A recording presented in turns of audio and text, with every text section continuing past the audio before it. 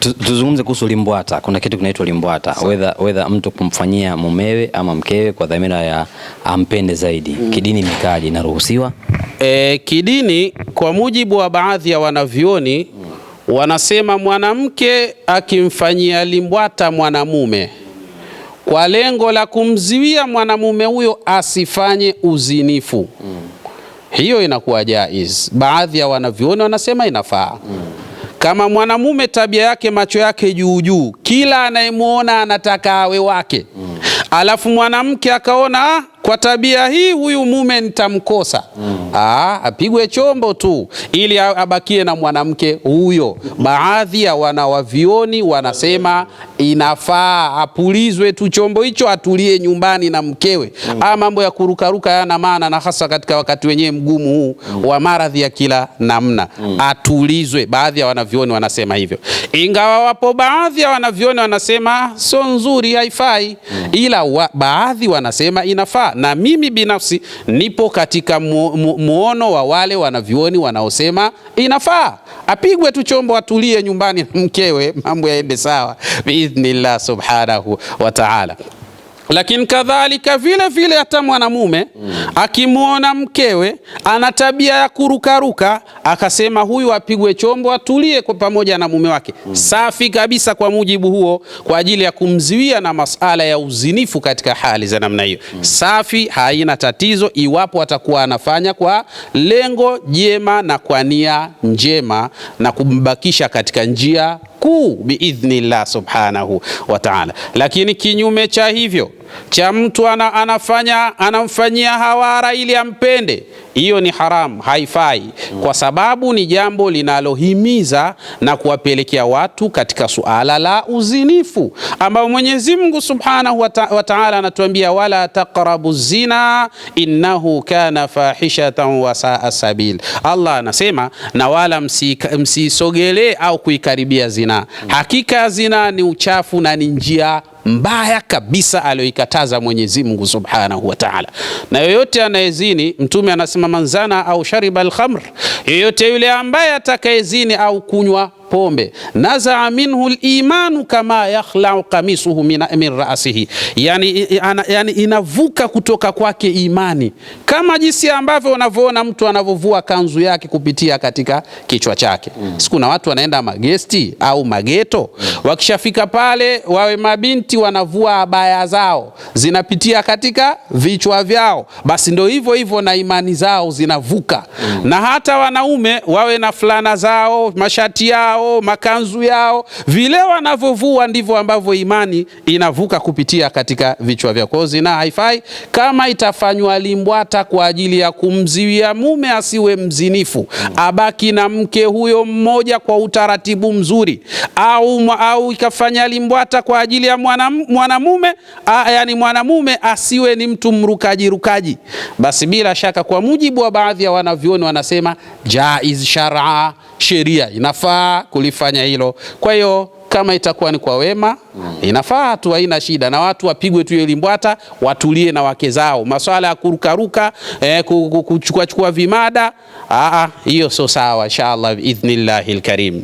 Tunaweza kusema Shedi One umehalalisha limbwata. Limbwata ni halali kwa mtindo huo. Wala haina shida, ni halali hasa kwa mtindo huo. Ikiwa kwa mtindo mwingine ndio itakuwa haram sasa. Yani haramun li ghairihi, yani kuna haramun li nafsihi wa haramun li ghairihi. Kuna haram kitu chenyewe kabisa kikawa ni haramu, na kuna haramu inawezekana ikawa kwa sababu ya uwepo wa kitu kingine, ndio inaweza ikawa haramu. Yani ndio mambo yako katika hali za namna hiyo. Sasa ikiwa anafanya kwa ajili ya uhawara, haram mutlaq, lakini kama anafanya kwa kulinda ndoa yake, kwa kuwa anamuona mume mwenyewe hajatulia, au kwa kuwa anamuona mke mwenyewe hajatulia na yeye anampenda, anataka amtulize, apigwe tu hiyo limbwata, halali na wala haina tatizo katika suala hilo inshallah. Tuzungumze kuhusiana na sifa, whether ziwe nzuri ama mbaya, kwa watu ambao wamezaliwa mwezi wa 7. Kuna wengi ambao tumezaliwa kwenye mwezi huu, mwezi wa 7, lakini ama kuna wengi ambao wamezaliwa, tuseme kwamba kila mwezi kuna watu ambao wamezaliwa, si tuangalie kwenye mwezi wa 7. Sifa zao ni zipi hasa?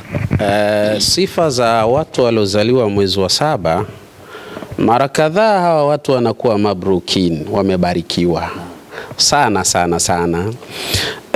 Kwa mujibu wa al-abhathul ilmi, tafiti za kiilmu zimebaini ya kwamba wale watu walozaliwa katika mwezi wa 7, kwanza anakuwa adhimu min nahiyati sadaqa. Hawa watu mara nyingi sana wanakuwa ni wakweli sana. Yani uongo kwao uko mbali kidogo. Mara nyingi sana hawa watu wanakuwa ni wakweli sana. Wa yuhibbu wa ya'izzu wa hayatuhu ibaratun 'anil naum. Lakini mara nyingi sana hawa watu wanakuwa wanapenda sana, akipenda anapenda kweli. Lakini kadhalika wanakuwa ni watu ambao yu'izzu, ni watu ambao wanamtukuza sana yule ambaye wanampenda. Yani hawana tabia ya kumuumiza yule ambaye wanampenda. Asilimia kubwa sana wanakuwa hivyo. Lakini kadhalika wa hayatuhu ibaratu 'anil naumi, na mara nyingi sana hawa watu walozaliwa mnamo mwezi wa 7 wana tabia ya kauvivu fulani hivi, kupenda sana kulala, kauvivu hivi, wanakuwa na tabia hiyo. Ni jambo ambalo mtu anaweza kujifanyia tafiti mwenyewe au akawatazama walozaliwa mwezi wa 7, atabaini kabisa kwamba haya tunayoyasema kwa asilimia nyingi sana yapo katika utaratibu huu. Lakini kadhalika wa ma yadfa'u lilhubbi abadan, lakini ni watu ambao huwa hawayapiganii mapenzi. Yani wanapenda sana lakini hawapambanii hayo mapenzi katika hali za namna hiyo. Lakini taltafitu intibahu al-ashya'u al-mumayyaza wa yuhibbu ad-dhahk, lakini ni watu ambao mara kadhaa utaona wanapenda sana kucheka, ni wacheshi sana.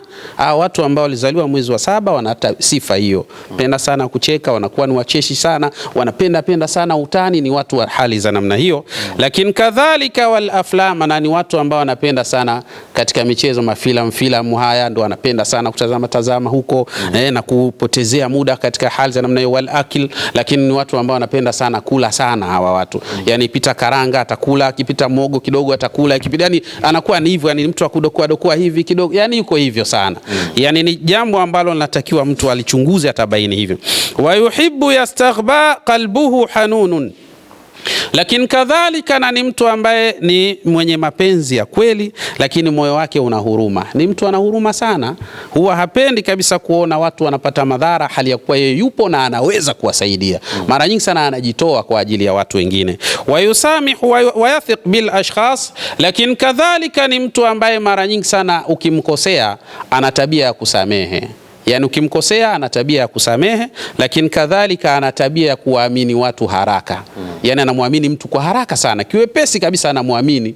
Ana uwezo wa kuchukua fedha zake akampa mtu kwa kumwamini haraka tu, kajuana naye leo lakini leo hii kaisha muamini. Yani hawa watu wanakuwa na tabia hiyo sana walozaliwa katika mwezi wa 7.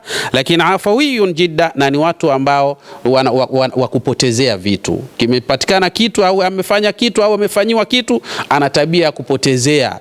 Yani sio mtu wa kushikilia kwamba kwa kuwa huyu fulani kanifanyia maovu basi na mimi nitalipiza. Mara nyingi hawako hivyo, ni watu wa kupotezea au watu wa kudharau yale ambayo wamefanyiwa katika mambo mabaya.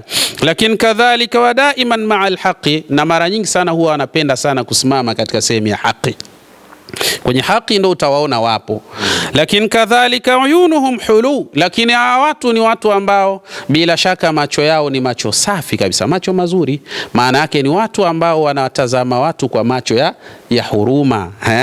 Wala yahtaju musaada ahadin, lakini walivyo huwa ni watu ambao hawatarajii, hawategemei sana kusaidiwa na watu, ni wapambanaji wao wenyewe katika majambo yao. Mara nyingi sana wanakuwa hivi. Wayakrahul kadhiba, lakini ni watu ambao huwa wanachukia sana watu waongo. Yani wewe ukiwa mtu muongo kwa watu waliozaliwa mwezi wa 7, mara nyingi sana utaona ni watu wanakukataa, wanakukimbia kimtindo. Yani hawakuelewi, ndo maana yake ikiwa ni mtu muongo. Yani ni watu ambao hawapendi sana watu waongo. Lakini mutasari'u fi ba'd al-ahyan, lakini pamoja na wao kuwa katika hali za namna hii, mara nyingi sana wanakuwa ni wakurupukaji. Anaweza akakurupuka katika jambo kiasi ambacho inafika wakati mahala fulani anakaa, baadaye anaanza kujiuliza, kwa nini mimi nilifanya hivi, au kwa nini sikufanya hivi, au kwa nini imenitokea hivi. Mara nyingi sana hawa watu waliozaliwa katika mwezi wa saba, haya ni matukio ambayo yanajitokeza sana. Mtu anaweza akajifanyia x-ray yeye mwenyewe, au akajaribu kuwatafiti na kuwakagua wale waliozaliwa mwezi wa saba.